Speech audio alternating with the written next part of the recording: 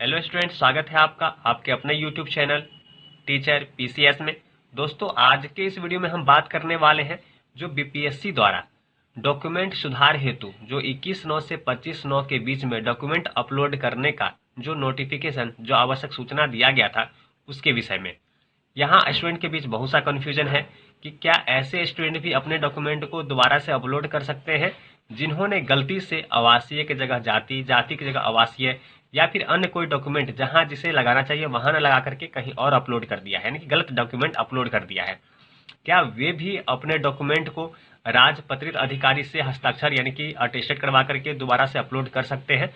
तो इस सभी विषय पर हम विस्तार रूप से चर्चा करेंगे। उससे पहले आप जो नोटिफिकेशन है उसे ध्यान से पढ़िए। नोटिफिकेशन में आपको दिया गया था कि विद्यालय अध्यापक नियुक्ति प्रतियोगिता परीक्षा के वर्ग 1 से 5 में सम्मिलित अभ्यर्थियों के अपलोड किए गए दस्तावेज यदि त्रुटिपूर्ण या अपठनीय है, ध्यान दीजिएगा, अपलोड किए दस्तावेज यदि त्रुटिपूर्ण, गलत है या अपठनीय है। देखिए, दोनों चीज अलग अलग है। ऐसा नहीं है कि सिर्फ अपठनीय है, धुंधला है, सिर्फ यही नहीं कहा जा रहा है। आपसे कहा जा रहा है कि त्रुटिपूर्ण। त्रुटिपूर्ण क्या होता है? गलती होता है, ठीक है। त्रुटिपूर्ण यानी कि गलत तरीके से आपने डॉक्यूमेंट अपलोड कर दिए हैं या अपठनीय है।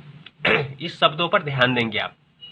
तो सही दस्तावेजों को पुनः दिनांक 21/9/23 से 25/9/23 तक अपलोड कर सकते हैं। यानी कि अगर आपके दस्तावेज गलत है या अपठनीय है तो सही दस्तावेज को पुनः 21/9 से 25/9 तक अपलोड कर सकते हैं। शब्दों पर ध्यान देंगे।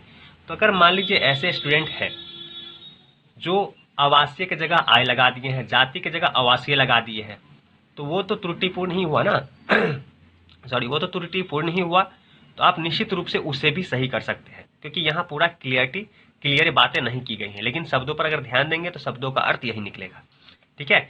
इसके लिए बिहार लोक सेवा आयोग की वेबसाइट www.onlinebihar.gov.in पर लॉगिन आईडी और पासवर्ड से लॉगिन करके उपरांत अपने डैशबोर्ड पर जाकर त्रुटि रहित एवं पठनीय प्रति अपलोड कर सकते हैं। जैसा कि आपको पता है कि 100 KB के नीचे रहना चाहिए और साथ ही राजपत्रित अधिकारी द्वारा हस्ताक्षरित होना चाहिए।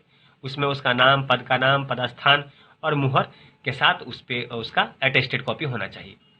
सही दस्तावेज अपलोड करने का यह अंतिम अवसर है, यह आपको सूचना में दिया गया था। तो आपके सामने आखिरी समय है कि आपने अगर चाहे अपनी गलती से हो, चाहे कह सकते हैं कि जिससे भी फॉर्म आपने भरवाया था, ठीक है, साइबर कैफे वाला हो, उसकी गलती की वजह से ऐसा हुआ हो, गलती किसी की भी हो, पर सुधार करने का आपके पास ये अंतिम अवसर है। पर सबसे बड़ी बात जो आपको ध्यान देना चाहिए, वो आपको ध्यान देना चाहिए बीपीएससी के जो चेयरमैन है अतुल प्रसाद जी, उन्होंने जो ट्वीट किया है, देखिए उन्होंने कल ट्वीट किया है और इस पर कुछ क्लियरिटी डाला है। अब जो मैंने आपको बातें बताई हैं उसे अब यहाँ फिर और अच्छे से समझें। देखिए, उन्होंने यहाँ बताया है, अतुल प्रसाद जी का कल का यह ट्वीट है और उसमें उन्होंने बताया है कि टीआरटी और पीआरटी उम्मीदवार को दिया गया अवसर दस्तावेज सुधार के लिए है, न कि दस्तावेजों में हेर फेर के लिए। अब यहाँ शब्दों पे ध्यान देंगे। दस्तावेज सुधार के लिए है, न कि दस्तावेज में हेर फेर के लिए। दस्तावेजों का पुराना सेट और नया दोनों भविष्य में आवश्यकता पड़ने पर आगे की जांच के लिए सिस्टम में बने रहेंगे।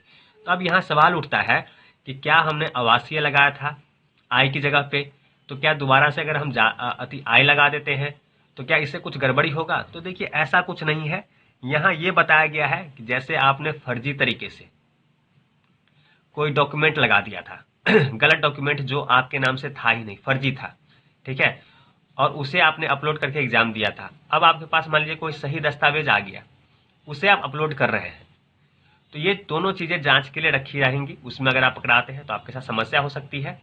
पर मान लीजिए आप ही का जाति है, आप ही का आय है, आप ही का आवासीय है, वो अगर गलत अपलोड हो गया था, एक स्थान से दूसरे स्थान पे अपलोड हो गया था जहां उसे अपलोड नहीं होना चाहिए, पर डॉक्यूमेंट ओरिजिनल है, आप ही का है, तो आपके साथ ऐसी कोई समस्या नहीं आएगी।